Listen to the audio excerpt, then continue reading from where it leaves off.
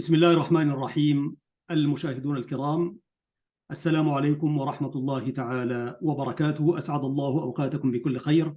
من قناة سلام الإعلامية المباركة، هذا أحمد شريف يحييكم في حلقة جديدة في برنامج مع اللغة العربية، وهي الحلقة رقم 104 بحوله تعالى.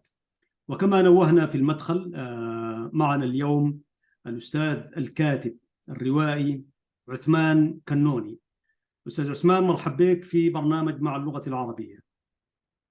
أهلا وسهلا بك أخي العزيز الأستاذ أحمد شريف، ونتمنى أن نكون خفيفي الظل على المشاهدين أو على المتابعين، وأن نقدم مادة يستفاد منها إن شاء بارك الله فيك. سيدي الكريم، في هذا البرنامج نحن نهتم بالكتاب وبالشعراء وبالقصاصين والروائيين. الأستاذ عثمان كنوني نشر رواية تحت عنوان عزومة مراكبية. سيحدثنا عن الرواية وعن علاقته باللغة وبدايات اهتمامه بها وما إلى ذلك. أنا أرحب بك باسم كل المشاهدين والمتابعين. أستاذ عثمان، كده يعني أنت من أي مدينة ونشأت في أي مدينة؟ لأنه البدايات لها يعني الله. علاقة بالواقع وبالمستقبل يعني. تشكل كل شيء فعلا. نعم. فأنا عثمان كنوني، نشأت وترعرعت في مدينة كسلة، في حي عريق صغير اسمه حي السوريبة. يا سلام. وهناك أغنية معروفة للسودان كله أو لأهل كسلة بصفة خاصة، وأكيد تكون استمعت إليها أخي العزيز أحمد شريف، وهي أرض الحبايب يا رمز المحنة، في واديك كبرنا وضقنا حنان أهلنا، إلى أن يصل القارئ ذكر كل أحياء السوريبة الكسلة العريقة.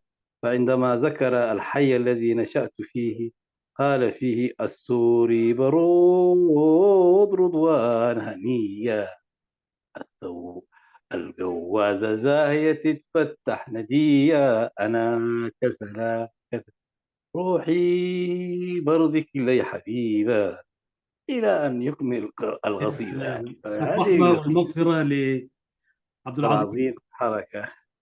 ممكن ولشاعرة أعتقد هو أحمد عبد الوهاب هلاوي، أعتقد إذا ما ما. هو ما هو هذه قصيدة اسمها أحمد مين كده، بس أنا ناسي، أعرفه معرفة شخصية ولكن لا يحضرني الآن سبحان طيب، جميل جدا. طيب، الله. أنت من مواليد مدينة كسلة وحي السوريبة، ونحيي أهلنا وأحبابنا هناك في كسلة. طيب، عثمان كنوني، هذا اللقب. أيوة. طبعا كنوني ده اسم إيطالي. كده يحدثنا عن قصة اللغة. كنوني لقب جدي محمد علي كنوني، كان ضخما وفارع الطول، ويعمل بجد واجتهاد مع مجموعة إيطاليين كانوا يعملون في أريتريا، في إقليم أعتقد القاش، ويصدرونه بعد إقليم ذلك ماركا، إلى أيوة. الأوضاع. نعم، في أغردات. فكان يعمل بجد، وكان مهتم بعمله بسرعة يعني. فالإيطال أطلقوا عليه لقب كنون إعجابا به، يعني فسار عليه هذا اللقب، أسقط كمدفع. اسمه كمدفع. مم.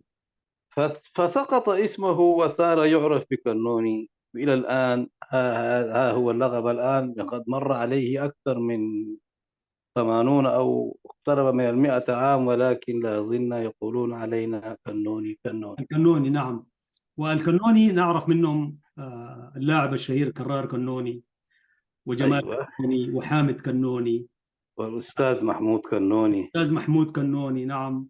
أيضا، خالد كنوني ووالدي. ووالدك، نعم. وآل كنوني لهم التحية والمحبة يعني. طيب، أستاذ عثمان، أنت يعني درست الابتدائي والوسطى والثانوي في كسلة، أليس كذلك؟ أيوة طبعا. طيب، حدثنا كده عن بداياتك في اللغة العربية في واهتمامك اللغة بالجمعيات الأدبية تقريبا، لأنك الكاتب والقاص لابد أن يكون مر بالجمعيات. أحببت اللغة العربية من خلال معلمي الله رحمة الله عليه، الأستاذ هاشم سعد، وأيضا الأستاذ محمد أحمد حسب ربه أمد الله في أيامه ومتعه بالصحة والعافية. آمين. فشعرت منذ نعومة أظافري بأنني أميل إليها أكثر يعني. حتى لما بدأنا أنه يعطونا الإنشاء أعتقد حصص الإنشاء تكون من الصف الثالث أو الرابع، لا أذكر الآن. نعم. فالأستاذ يكتب لك عندما تختار الموضوع الإنشائي الذي سوف نكتب عليه، أكتب فيما لا يقل عن 10 أسطر عن مثلا موسم الخريف. نعم.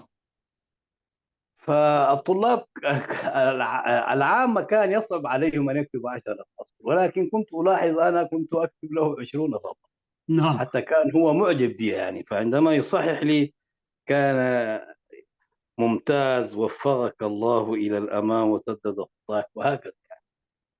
ودي كانت فبعد ذلك بالنسبة لك. نعم. أي ففي الجمعيات العمومية صرت أنا الذي أقدم المواد التي سوف يعني الآن مثلا نبدأ. الجمعيات الأدبية قصدك؟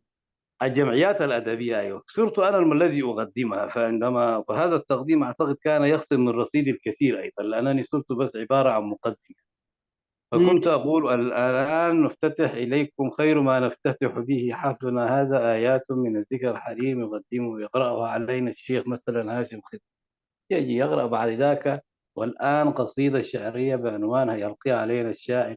وأنا المفروض كنت ألقي شعر، لكن المفروض هذا اهتمامي بالتقديم خصم من رصيد الأدبي كثير أعتقد. طيب. إلى أن تأتي بعد ذاك الآن الفنان عماد غريب الله في رائعته، آه، أغنية كانت أعتقد يقول عليها أيوة: من أعز ديارنا منصور موقد نارنا ويلا. بعد ذاك ولا في ختام الحفل هكذا يعني. فلكن فعلا الجمعيات الأدبية لو استمريت فجعلت طيلة المرحلة الثانوي ولا الإعدادي؟ هذا في الابتدائي، ثم في بدأت بعد الابتدائي. ذاك في الثانوي في المتوسطة. أنا درست في الأهلية، فالمنافسة تكون على أشدها. ربما كنا يعني نحن الوقت ذاك نتوارى خلف الصفوف، ويتصدر المشهد بعض الإخوة من لهم حظ عند امم. وجهاء المدينة أو آبائهم. ايوه. فنحن كنا بكل مواهبنا، ولكن نتوارى خلف الصفوف ونستمع إليهم، ونعلم أننا نستطيع أن نفعل أفضل مما هم يفعلونه، ولكن مم. كلام القصير ما يستمع في تلك الفترة. الآن ثم هم أصدقاء. ثم انتقلت إلى الوسطى. هذا في الوسطى. كويس. وثم بعد ذاك الثانوية، طبعا الثانوية كمان يعني مرحلة ما سهلة. هناك يعني أنت تعرف ميلك للأدب من العلم يعني. فأنا أتذكر أستاذي في اللغة العربية في امتحان الفترة، كنت طالب غير مواظب على الحضور لكي أكون محقا، يعني مش أتغيب كثيرا ولكن ما كنت ملتزم كثيرا. آه. وين، في الحاج موسى في ولا؟ الحاج موسى، الحاج كورة يقولوا في لي هم الحاج كانوا كورة، الوقت أيوة ذاك. كانت هكذا طبعا، كانوا لعيبة. فالأستاذ أتذكر في الصف الثاني الثانوي كتب لنا 3 مواضيع إنشائية في في الامتحان. كان أصعبهم وأولهم بيت شعر عربي قد يكون جاهلي، حتى هذا البيت أتذكره جيدا الآن. هذا البيت كان فحواه يقول فيه الشاعر: ترى الرجل النحيف فتزدريه، وفي أثوابه أسد حصور، نعم. ويغرك الرجل البدين تهابه، فيخلف ظنك الرجل الطريف. ترى الرجل النحيف فتزدريه، وفي أثوابه أسد هصور، ويغرك الرجل البدين تهابه، فيخلف ظنك الرجل الطريف. أشرح كان يعني تحتاج في تلك في تلك الفترة فهم البيت، في تلك الفترة العمرية التي كنت عليها، حتى فهم البيت هذا وشرحه كان صعبا. أنا فهمته تماما وكتبت فيه موضوع إنشائي ما سهل. يا سلام. فالأستاذ بتاع اللغة العربية صحح كل الأوراق، وعندما أتى إلى الورقة التي كتبت فيها أنا استوقفته كثيرا. فبعد 15 يوم بدأنا الدراسة. أتذكر جيدا أستاذ اسمه أستاذ أحمد من السواقي الجنوبية، كان نحيفا، فكان يتوضأ في المدرسة. أحمد مين؟ أحمد عجيب؟ والله ما أتذكر تماما الآن. أنا كان نحيف، ليس بالطويل ولا القصير، ولكنه كان أستاذ يعني مهذب وطيب، ويعني كل الأخلاق الحميدة كانت في سوبة ذاك الرجل. الله يس. إن شاء الله، إن شاء الله ربنا يعني يمد في أيامه ويمتعه بالصحة والعافية إن كان حي. آمين إن شاء الله. فالرجل كان يتوضأ الأستاذ. أنا جئت وكنت أصفر بإحدى الأغاني بتاعت ثنائي العاصمة. مم. فعندما رآني قطع الوضوء قال لي تعال. فأنا ظننت أنه سوف يعاقبني أو سيقول لي لماذا تصفر وأنت ماشي في المدرسة، دي مدرسة يعني هكذا العقاب كنت أتوقعها. تعال تعال يا عثمان، قال لي. فأتيت إليه فقال لي ما الذي فعلته؟ قلت له ماذا فعلت يا أستاذ؟ أنا هنا كنت أفتكر الصافرة التي أيوه كنت تدندن بها. أترنم بها. أيوه. قال لي غنى. الموضوع الإنشائي اللي كتبته. كيف؟ ماله؟ قلت له يا أستاذ. قال لي والله أنا أستاذك لا أكتبه. أنا فعلا يعني تجليت في قال ذاك لك الامتحان يعني. أستاذك وما أكتب بهذا المستوى؟ قال لي والله أنا استحيت، قال لي أصحح هذا الكلام لأنه شفتك أكثر مني. قال لي يا سلام. فنصيحتي لك، نصيحتي لك، أنا الآن تابعت دفتر الحضور لما قريت الموضوع هذا، تابعت دفتر الحضور فوجدتك تتغير. يا أخي عثمان، يا ابني، رجاء منك واظب على الحضور، والآن تبقت لك سنة واحدة فقط، سوف تدخل كلية الآداب من أوسع أبوابها وسوف يكون لك شأن. يا سلام. فشكرته وانصرفت. ولكن بعد مرور أكثر من 30 عاما تذكرت مقولة ذاك الأستاذ وشجعني ذاك الكلام، فبدأت وشرعت في كتابة رواية عزومة مراكب. طيب أستاذ عثمان، أيوة. انقضت فترة المرحلة الثانوية أيوة. وامتحنت للجامعة، أيوة. وكان بإمكانك الدخول ولولا ظروف، والله حكيت لي ظروف خاصة بالأسرة وهكذا وبتاع، أيوة. فلم تنخرط في الدراسة الجامعية. سافرت إلى الخليج. كانت تلك الفترة يعني وجدت فرصة في جامعة النيلين، اللي هي جامعة القاهرة نعم. سابقا، ولكن أتى إلي عقد عمل من الإمارات في نفس الفترة، ففاضلت بين العرضين يعني. امم. فملت إلى السفر. حقيقة كانت الظروف تدعي أنني لا أريد أن أسافر، وشجعني بعض الأذكياء أو بعض الرفقاء يعني الذين تهمهم مصلحتي، قالوا لي يا أخي أنت كان تخرجت من الجامعة ما حتلقى الوظيفة الماشي لا. فأخطأت. ف... ولكن أنا وبعد ذلك المفروض كان أواصل، ولكن انشغلت كثير. نعم نعم، وهي المسائل، الشهادات ليست كل شيء يعني، والدنيا هي مكتوب. والغربة أنت تعرفها أو أنت قدمت إليها بعد أستاذ أحمد، هي بحر أو عميق. نعم. لما تدخل كل مرة قاذفك الأمواج إلى أين لا تدري، إلى أن يسرح بك العمر طويلا. صح. وبعد ذاك أنت يعني مش رحلة ما سهلة خاصة. كم قضيت من السنوات في الإمارات؟ 7 سنوات. 7 سنوات، ثم اتجهت بعد ذلك إلى أين؟ إلى القاهرة التي صغلت موهبتي وذكرتني بأنني كنت أكتب شعرا ذات يوم. فكتبت حدثتني كتبت وقلت لي كنت تكتب شعرا ذات يوم، لكنك تهيبت النحو والقواعد، وتهيبت آية. نقاد الشعر آية. كذا. أول، لماذا هويت الشعر يا أستاذ عثمان؟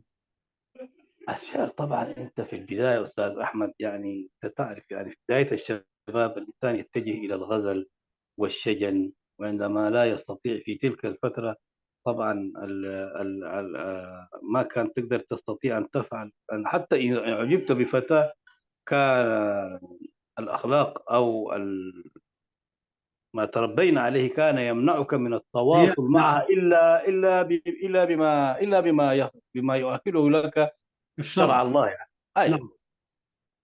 فعندما يشتد بك الهيام تلجأ للقلم فتكتب قصيدة. فكنت أكتب في الغزل والشجن والغزل والشجن. والآن والآهات. بعد، أيوة، فالآن يعني قلت يا أخي بعد الرثاء برضو، ولكن بعد ذلك قلت يا أخي ما بي أنا كل مرة أتغزل وكل مرة أكتب في هذه الأشياء، ربما حتى المرحلة العمرية أو من أجالسه قد لا يوافقونني على ما أكتب. فاتجهت للرواية. وتركت الشعر. ما تركته، ولكن الآن أعجبتني الرواية، وجدت فيها نفسي أكثر، لأنه هذا بحر عميق. أنت لما تدخل في الرواية تكتب، تستمر معك الكتابة سنة، سنتين، 3 سنوات، ربما 4. هذه الرواية التي أكتبها الآن والتي هي تحت الطبع استمرت في لا يقل عن 4 سنوات. اسمها إيش الرواية الجديدة أستاذ عثمان؟ والله يا أخي اسمها الآن أنا ما ثبت عليه، ولكن أنا عندما بدأته كتبتها أحيانا في نشاط في جروبات الواتساب، كنت سميتها يوم تعملق القزم. مم. وعزومة مراكبية هذه أيضا اشتركت بها في نشاط في جروبات الواتساب، وكتبتها كيفما أريد، يعني أرتجلها في الكتابة. فحتى عندما طبعتها طلب مني دكتور أشرف على تصحيحها في القاهرة مصري، قال لي يا أخي كتابك ده حلو أوي، ما تغير الاسم. قلت له مش هغيره، ثبت عليه. طيب أستاذ عثمان، أنت قلت يعني إنه في فن الرواية اللي هو فن القصص استهواك أكثر من الشعر. أكثر من لأنه الشعر. هل هو أسهل من الشعر؟ والشعر ما فيه هو ليس أسهل من الشعر. الشعر أصلا أنت شاعر وتعرف ما لك حالة هي تعتريك، فتجد نفسك أمسكت القلم أو من غير أن تمسك القلم قلت كلاما يخرج منك يكون 10 أبيات، 7 أبيات، بعد ذلك تزيدها تنقعها كيفما تريد.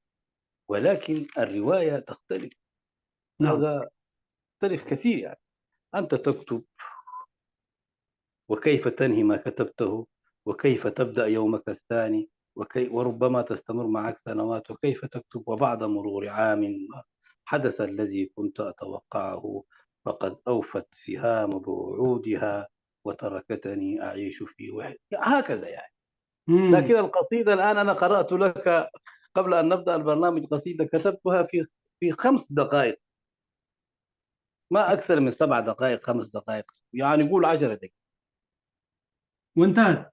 حالة، أيوه، تجي لك حالة زي ما كان عنتر في لما ردته عبلة، لما أساحت دونه القناع عندما أتى إليها بالحليب، استفزاه هذا الكلام، مم. فقال فيها إن تغضي في دون القناع يا ابنة مالك فإنني طب بأخذ الفارس المستلئم، حتى يقول سل سل الخيل عنا تخبرك بما كنت لم تعلمي، تخبرك اليقين بأنني أخشى الوغى وأعف عند المغنم. فعنتر استفزاه موقف نعم. فقال نعم. معلقته يعني. صحيح. فأنت تقول إنه الحالة الشعرية حالة حالة وقتية وتنتهي. طيب ما هو أي ترى خالد هسي حتى لو هي اعترته حالة وراح خلد بشعره. خلد الناس بشعره، يحفظون. طيب الناس يحفظون الشعر ولا يحفظون الروايات؟ لأنه الشعر مقفى والشعر جميل وموزون وهذه مشاعر حقيقية تبدأ، ولكن الرواية غير. يعني الرواية أيضا من من يهون الروايات الآن يتذكرون الآن، إذا ناقشت معي أنت رواية الأديب الأريتري حج جابر سمراويت أتحدث فيك إليها، بل ربما أحفظ منها بعض المقاطع النثرية مم. وروايتي أيضا. لكل هواية. وأسمى الشيء هو الشعر، أسمى الأدب هو الشعر طبعا، أكيد يعني. مم. والشعر فيه إبداع يعني، وملكة الشاعر يعني هذه لوحدها شيء آخر. ما ولكن أنا أتحدث كلها عن نفسي، وكلها فضلت فنون. الرواية أكثر من الشعر. تحدث عنه. جميل، جميل جدا. طيب حدثنا عن القصيدة التي قرأتها لي قبل أن. القصيدة هذه كتبتها في السويد، في رينكيبي، وكتبت الكثير، ولكن هذه القصيدة كنت أغط في ثبات عميق بعد ليلة كنت مرهق فيها بالعمل صراحة، حقيقة في السويد. مم. ففي السويد كنت في تلك الفترة أجالس مجموعة من الإخوة الأريتريين في رينكيبي، في مقهى في منطقة يقولوا لها رينكيبي. مم. فاتصل بي الأخ بشير كنتيباي، والآن هو لا يزال في السويد، له وطلب مني التحية. أن أحضر إليه. قال لي يا عثمان يا أخي أنا جالس لوحدي وقد مللت بالوحدة، فلماذا لا تأتي تؤانسني؟ فكرت برهة أن أرفض العرض، ولكن بعد ذلك أشياء إنسانية جعلتني أنهض عن فراشي وأذهب إليه يعني. لماذا فكرت بالرفض؟ كنت في حاجة للراحة، وبعدين أن تبدأ يومك وأنت ليس لك عمل في أوروبا. أنت تفهم الآن الغرب من الصباح الباكر تكون في المقهى، هذا شيء لم يكن باكرا، حوالي الساعة 10 أو 9. نعم. ذهبت إليه وكانت حيلة منه للحضور. قال لي يا أخي هناك فتاة تعمل في دكان أخت أريكية في تلك الفترة في معرض ملابس، فقال لي يا أخي لماذا لا نذهب إلى هذا المعرض؟ قلت له أنت حاجياتك أصلا لا تجدها في هذا المعرض بتاع نساء يعني، ما الذي أيوة. يجعلك تدخل فيه؟ قال لي بس لو سمحت. فعندما دخلت وجدت الفتاة، رأيت الفتاة التي كانت تشرف على البيع، أدركت أنه قد يعني كانت حيلة منه ماكرة ليراني ماذا أقول. تلك الفترة لم أكن متزوجا أيضا. فأعجبتني الفتاة وكانت فتاة على خلق، وإعجابنا نحن لا يتعدى مجرد أنه نحن من نملك من الشعراء. أنا يعني إعجابنا نكتبه بالقلم وتنتهي الرحلة هكذا، لا نستمر في أي شيء آخر. فعندما رأيتها وذهبت وجلست حادثتها وعرفت منها الكثير. أنا جريء عندما أعجب. تحدثت إليها قليلا وذهبت إلى المقهى، أخرجت قلمي وكتبت قصيدة قلت فيها: حسناء العراق ألا قفي وترحمي على متيم في هواك قد غتلتيه دون أن تعلمي. حسناء العراق ألا قفي وترحمي على متيم في هواك قد غتلتيه دون أن تعلمي. تتقد عينيك ببريق كالبرق يرعبني كأنك ترشقيني بالأسهم، وبياض وجهك يمتزج بحمرة خديك كأنهن وردا وهن دائية وبلسمي، وثغرك يحوي لؤلؤا ناصعا يروق لي حين تصمتين وتتحدثين وتتبسمي. عفوية أنت في دلالتي، وكل ما تزيدين فيه أزداد لوعة فيزيد ألمي. صغيرة أنت صغيرة أنت في ريعان الصبا وفي الحسن عالية فقت كل القمم. عذراء يكسو وجهها الخجل تفخر بدينها تراعي النبل والقيم. صار الجمال سلعة تكتسب وجمالك لا يشترى، وإن غالوا فيه بالدينار والدرهم. حباك الله حسنا فريدا نادرا، فلك الحق أن تأمري فينا وتتحكمي. فلك الحق أن تأمري فينا وتتحكمي. طيب. أخذت ورقتي أيوة وال- وقرأتها للفتاة. آه، ها، طيب قرأت لها وسلمتها؟ قالت لي هذا كل الكلام لي يا عمو؟ قلت لها أيوة. قالت لي خوش حكي بس، وانتهت الرحلة هكذا. خوش حكي. خوش حكي، خوش حكي دي ايش معنى يعني خوش حكي؟ كلام جميل وكلام حلو هكذا.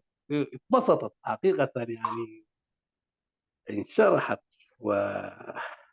وانتهت القصة كده. وانتهت هكذا خلاص. أنا لا خلاص، بعد كده أنت تعرف الشاعر إذا استمر كمان حتى لا يجد الشاعر عندما يكتب، حتى عندما يقازف أو يكتب غزلا في النهاية يتحول هذا الغزل إلى شجن، لأنه أنت تعرف مجنون ليلى ما الذي أصابه؟ تغزل في ابنة عمه فصار طول عمره مجنون يبكي. يبكي. مجنون. وجوجنا حتى. السميع المشاهدين عذرا إن خرجنا خارج الخط، ولكن لا لا. هذه اللغة العربية نعم. أنا أفرح عندما أتحدث إلى أناس يهتمون ويحبون لغة الضاد ولغة الأدب، اللغة التي هي بحر أو محيط لا ساحل له في الإبداع. نعم نعم، بارك الله فيك. ومن هنا نحن نهتم بالكتاب العرب الذين يهتمون ويكتبون بهذه اللغة العربية.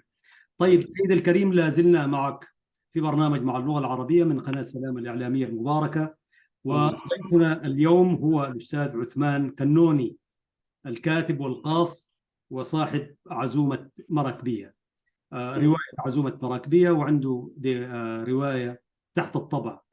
أبو عفان، بمن تأثرت؟ طبعا الرواية، كتابة الرواية مدارس، يعني زي ما في الشعر مدارس. وكده. أنت تتأثر، أنا طبعا أكتب بما يعني أولا عندما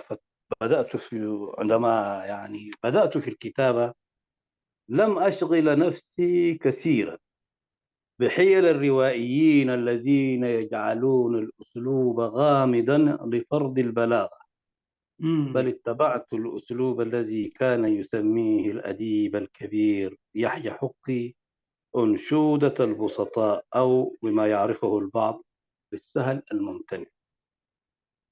فكتبت بهذا الأسلوب أيضا، هو ليس سهل يسير ولكنني هذا أسلوبي.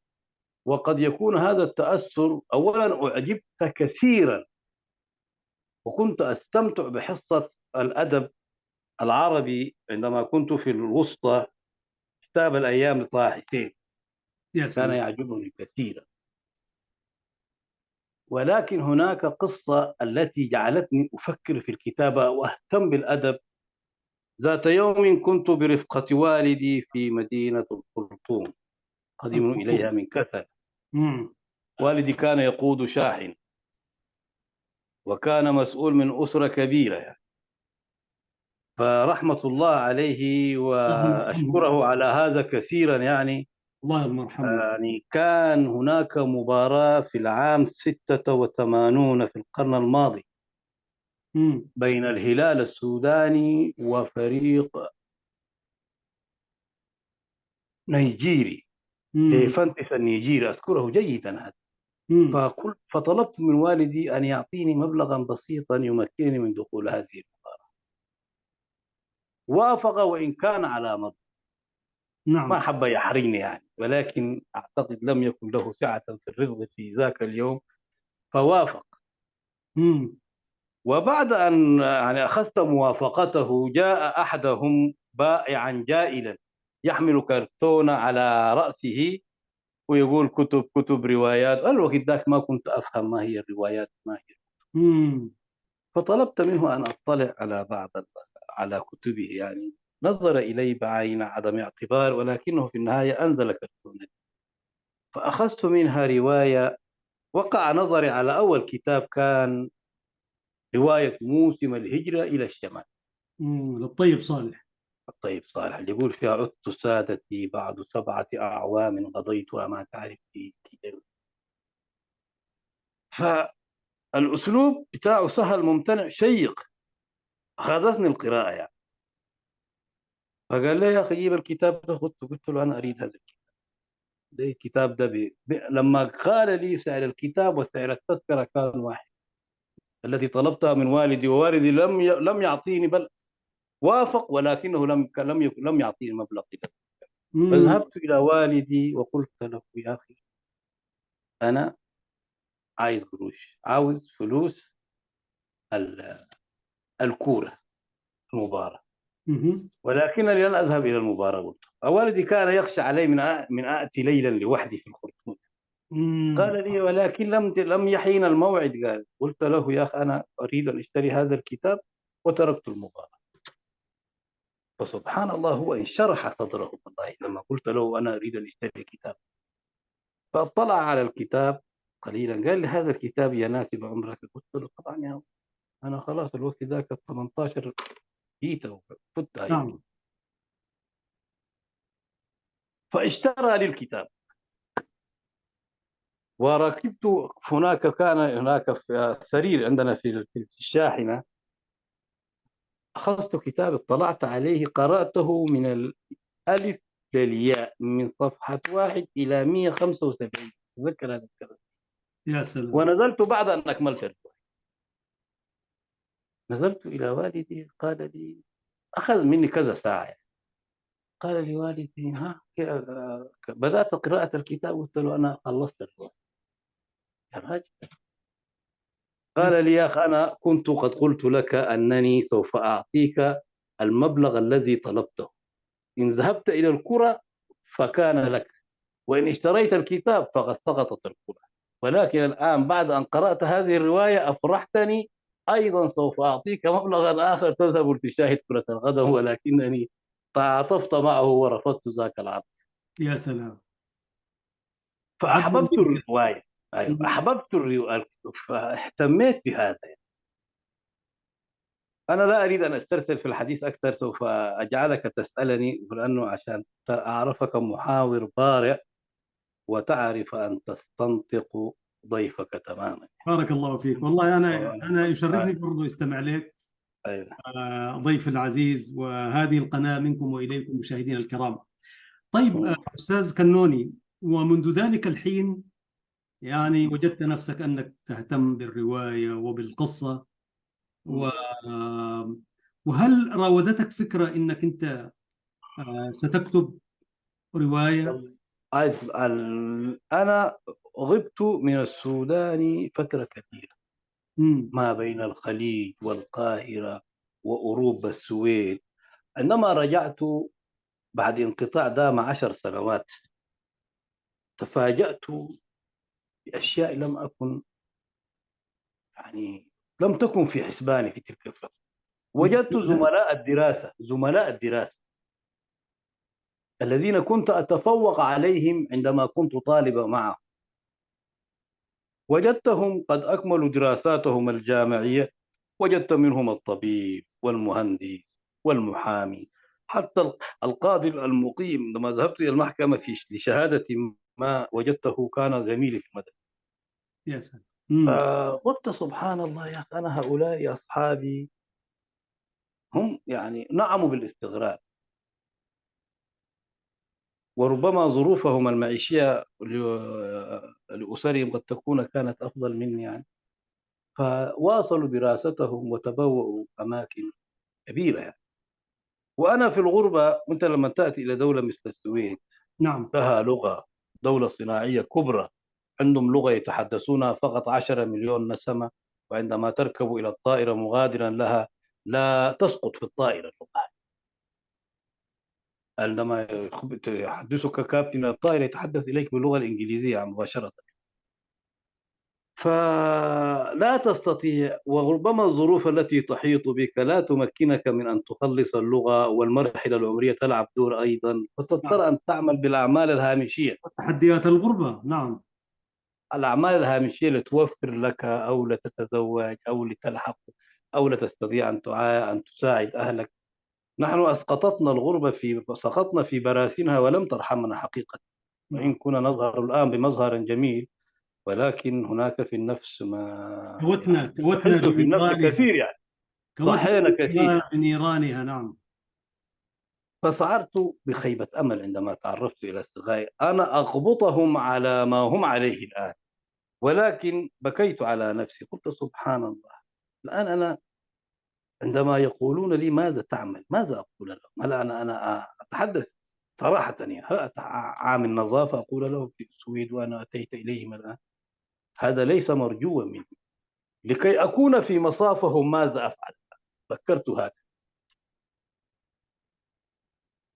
فكنت نشطا في جروبات في الواتساب، مجموعة من كسلة ومجموعة من أبناء كسلة في السويد. كنت أكتب قصصا، وكنت أكتب القصة، أجلس 10 ساعات، أحيانا 12 ساعة أنا أكتب هكذا مرتجع بالهاتف. الهاتف يكون على الشاحن وأكتب، إلى أن خلاص أنعس، أو يعني يعتريني التعب، فأكتب في الحلقة القادمة أحبتي تعرفون من كانت صاحبة الرداء الأسود، هل هي سهام أم هي فتاة أخرى؟ وهل عماد سوف ينجح اليوم في إقناعها بأن يكون لها خطيبا أو زوجا مرتقبا؟ هذا ما سوف تعرفونه في في الحلقة الحلقة القادمة. القادمة. فإلى اللقاء. فالناس ينتظروني بفارغ الصبر في الحلقة القادمة. أحيانا أتناسى، وأحيانا الحلقة القادمة أحيانا لازم أن تنزل عليك وتتجلى أنت إبداعا. ما أنت ما حر عشان تكتب صحيح. كتابة إلهامية، مش كده؟ نعم نعم. فأعجب أستاذي في المرحلة الوسطى أستاذ عادل حامد الزين، والآن في آخر منصب أعرفه عليه كان مدير التعليم الخاص في كسلة، دكتور عادل حامد الزين.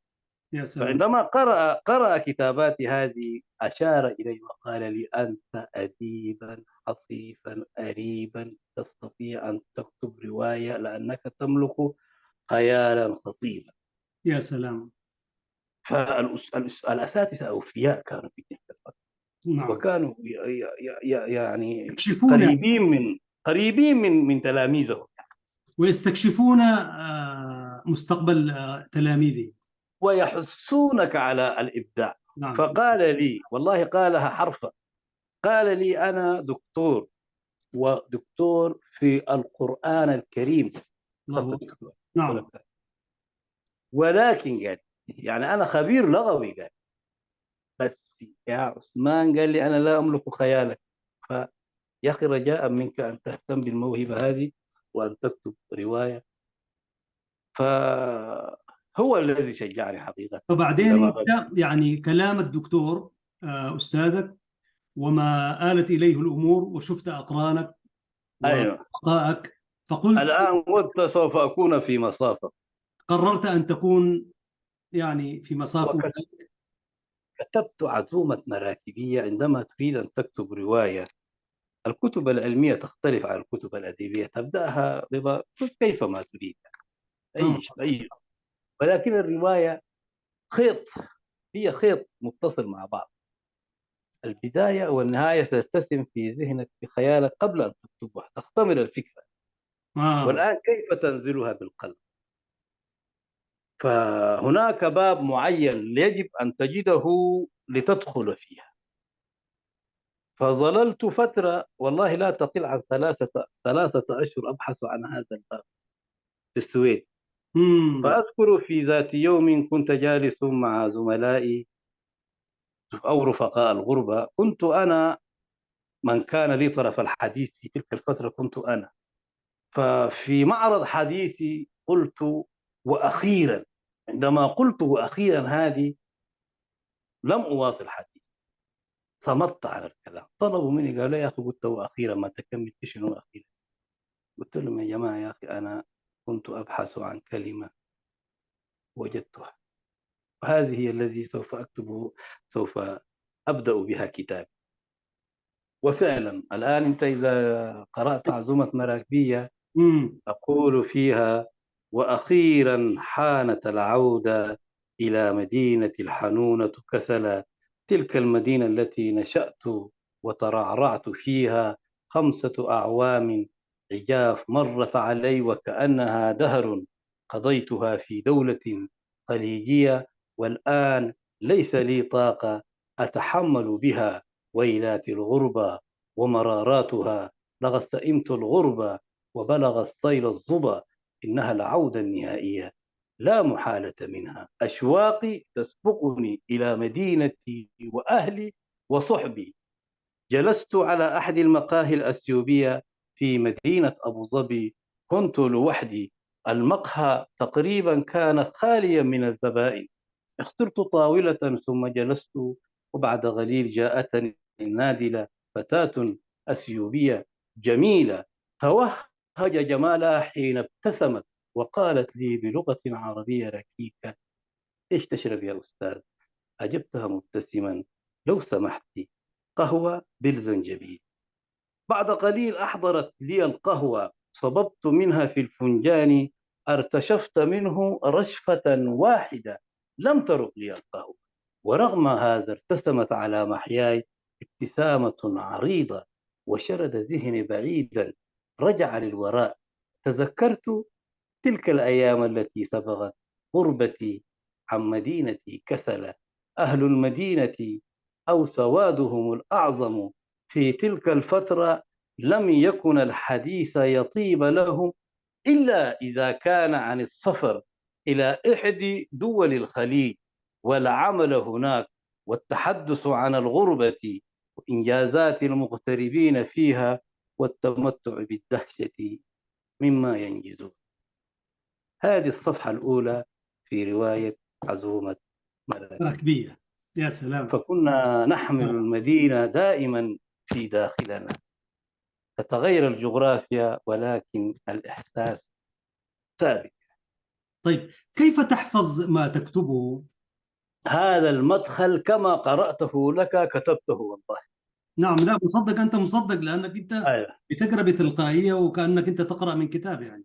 أيوة، إن لم أشعر بما أكتبه أو الكتاب، أو عندما أكتب عندما لا يتجلى علي هذا الأشياء وتنزل مني تلقائيا، إذا شعرت بأنني أبحث عن حروف أكتبها أضع، امم ولكن أحضر ذهني تماما. أنام على هذا وأخرج من بيتي أحيانا أنسى أنا ما الذي ارتديته والله. أحيانا أرجع إلى البيت لأنني أكون قد نسيت الهاتف، لأن أكون عايش تماما، أنسى حلاقة شعري، صحيح. نعم نعم، هي حالة لأنه كثيرة. أعيش حالي، أعيش أنا أختزل نفسي في هذه الأشياء. حتى زوجتي كنت أطلب منها أن لا تحادثني ولا تخابرني كثيرا، لأنه هاتفها أو مشاعرها قد تفسد مشاعري نحو الفتاة التي أكتب عنها في هذا الأدب جنون وبس، رسم يعني، بس بينه وبين خيط رفيق. أنا بالنسبة أنا هذه تجربتي.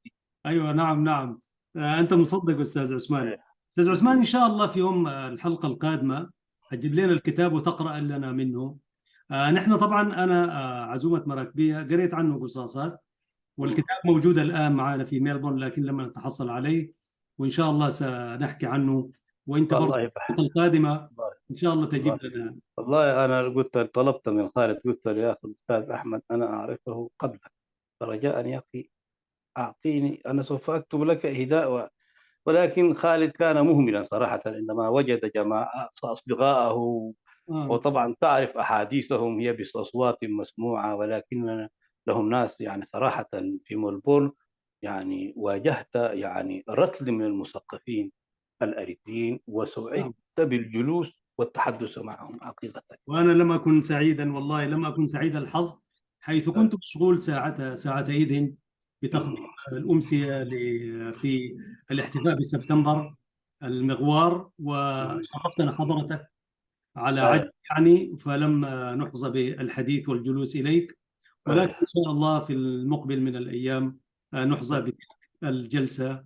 ونحن والله نحب ونحترم كل من يكتب ويدعم هذه اللغة، شاعرا قاصا روائيا كاتبا معلما كذلك، وداعيا إلى هذه والله اللغة الشريفة، لغة القرآن الكريم، لغة أهل الجنة، وهذه اللغة الغنية. طيب، آم، سيد الكريم، ربما نحن على مشارف انتهاء الجزء. نهاية الحلقة. أيوة، ولكن للحديث بقية بإذن الله. نعم، أنا دار أسألك أستاذ عثمان، أنت أشرت إشارات عابرة إلى الغربة وتحدياتها وماذا تأخذ منك وتعطي. شرف ومكانة هذه اللغة لا يعرفها إلا من عاش في بلاد غير عربية، وأنت الآن تعيش في السويد، وشفت مكانة اللغة العربية، طبعا وشفت ناس يعني عندما تقول لهم أنا لغتي الأولى هي اللغة العربية. فبالله أدينا وجه مقارنة كده مع اللغة والله السويدية واللغة الإنجليزية، ومكانة اللغة العربية لغير الناطقين بها واحتفائهم بها، هكذا عندنا هنا في أستراليا. كيف والله شوف، الأمر عندكم في السويد؟ والله في السويد الجالية العراقية اهتمت بكتابي كثيرا، أنه الطاحلة المثقفين ولغة أهل الضاد إن كنا نطلقها، هم الشعب الوحيد الذين يعني ينطقون الضاد كيفما ينبغي. امم اهتموا بالرواية وقرأوها، كثير من العراقيين قرأوا هذه الرواية، كانوا مستغربين في شاب أسمر أتى من شرق وسط أفريقيا ويكتب باللغة العربية الفصحى، يكتب كتابا، هذا كيف يعني؟ ما يعتقدون أنهم فقط هم من يكتبون. مم. ولكن يعني أنا كنت أحيانا أشرح وأحيانا أتسامى وأصمت.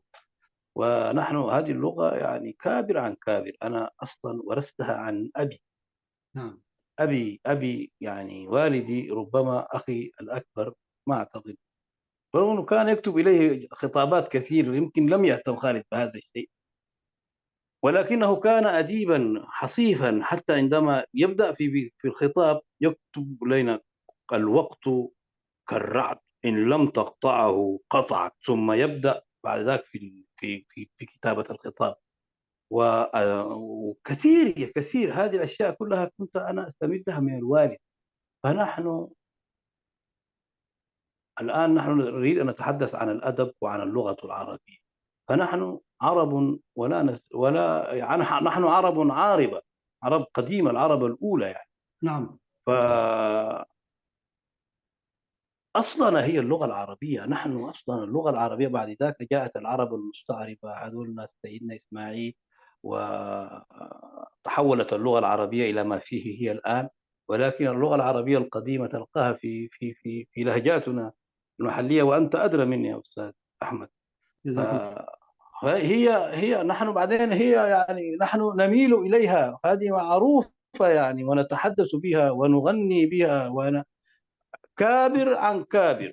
نعم. وحتى عندما كانوا أجدادنا في أريتريا كانوا يستمعون لإذاعات أم درمان وينتظرونها بفارغ الصبر، وكانوا يقرؤون كتب التي تأتي من بخت الرضا. وهذا هذا منهجنا في المنخفضات نحن، أو حتى إن كان في أريتريا وإن نعم. كان نعم. في السودان. هذه اللغة العربية لغتنا، ثقافتنا، أنا قصدي إرثنا وتراثنا. أيوه. يعني انه يعني انا شاهدت كثير من الناس غير العرب غير الناطقين بها، عندما تقول لهم ان اللغه الاولى هي اللغه العربيه، يعني يعني يحسدوك الحسد النبيل، يعني يقولوا لك ما مم. شاء الله، يعني بلغتهم، يعني انت رجل غني طالما انت لغتك هي اللغه العربيه هذه طبعا. غنيه، طبعا. ويهملها اهلها، بينما مم. يهتم بها غير العرب. ونحن آه. كأمة إريترية عربية نفخر أيوه. بأننا كما قلت أخي العزيز هذه لغتنا، يعني ونحن يعني لنا فيها بعد ديني وطني حضاري في نفس الوقت. أيوه. قصدي أن نعم. كنا نكتب بها، ولكن في السابق، ولكن لم تسجل هذه كتاباتنا، وكان لنا فيها يعني أدلينا بدلونا بعمق فيها، ولكن ربما لم ترى النور هذه الكتابات. ولكن نحن هذه اللغة العربية هي لغتنا، هي ثقافتنا، هي إرثنا. إن أخرجتنا منها ضعنا ولا نستطيع أن نتعامل بأي لغة أخرى. فالمفروض لا نعم تفرض علينا لغات محلية ضيقة لا يتحدث بها سوى ملايين معدودة من البشر. صحيح، لا تلمني في هواها كما قال الشاعر، ليس يرضيني سواها، لست لست وحدي أفتديها، أفتدي، كلنا في كلنا اليوم الحب فداء، فداء. أيوة. نزلت في ظل نفسي وتمشت في دماها، لغة أيوة. الأجداد هذه رفع الله لواها، أيوة. فبها الأم تغنت وبها الوالد فاها، أيوة. يا أخي أيوة. ما قال شاعر جميل. والحمد لله الآن في الفترة الأخيرة ظهر لنا أدباء وشعراء، والله ننافس بهم ونفخر ونفاخر بهم. عريقة في هذه الكتابات. صراحة حقيقة أنا في ذهول الآن، يعني عندما ترى مجموعة الروايات والشعراء والكتب العلمية واللغة التي كتبت بها هذه الكتب، أو الحروف المنمغة والعبارات، أنا صراحة في حالة ذهول والله. وبرغم من أنهم لم يجدوا حاضنة تحتويهم، أو دولة تسندهم، أو بلاد يستقرون فيها، يا سلام. ولكن في الشتات جعلوا دولة بالحروف حقيقة، يا بنوا دولتهم بحروف يا سلام، أنا حقيقة. سأتوقف في هذه الدولة بنوا دولة بحروفهم وإبداعاتهم. وأنا ممتن لك وشاكرا الله سبحانه وتعالى أولا على أن هيأ لنا هذا اللقاء، وكانت شكرا. سعيدة. أخي العزيز الكاتب الروائي عثمان كنوني. سنتوقف هنا عزيزي المشاهد وعزيزتي المشاهدة. كنت معكم من قناة سلام الإعلامية المباركة، وفي حلقة من برنامج مع اللغة العربية، الحلقة رقم 104. حديثنا كان عن اللغة العربية، ومع القاص الأستاذ عثمان كنوني. للحديث بقية، وكما بدأنا الحديث بالقرآن الكريم نختتمه بقوله تعالى: لسان الذي يلحدون إليه أعجمي وهذا لسان عربي مبين. صدق الله العظيم. كنتم مع برنامج مع اللغة العربية. تقبلوا تحياتي. في الإعداد والتقديم محدثكم أحمد شريف، وفريق العمل في المونتاج والإخراج. السلام عليكم ورحمة الله تعالى وبركاته.